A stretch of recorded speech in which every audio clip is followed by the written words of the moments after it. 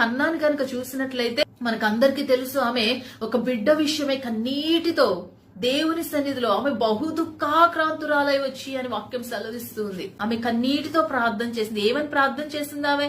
అయ్యా, నాకు ఒక బిడ్డనిస్తే నేను నీ మందిరంలోకి తీసుకొచ్చి విడిచిపెడతా. అక్కడ ఆమె దుఃఖంలో ఏమి కనిపిస్తుందంటే, ఏలీ యొక్క కుమారులు దేవునికి విరోధంగా ఉన్నారు.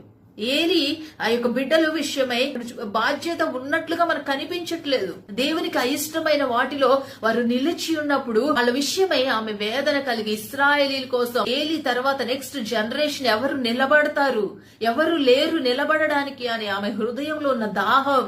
ఇశ్రాయేలు ప్రజలు నశించిపోతారు, ఇశ్రాయేలు ప్రజలు దేవునికి దూరస్తులైపోతారు, నిలబడాల్సిన యాజకులు లేకపోతే, నిలబడాల్సిన యాజకులే పాపంలోకి వెళ్లిపోతే వారి పక్షాన్ని ఎవరు నిలబడతారని ఆమె యొక్క హృదయంలో ఉన్న దాహం అంతా కూడా ఆత్మీయ దుఃఖముగా ఆమెకి మందిరంలో బయటకు వచ్చి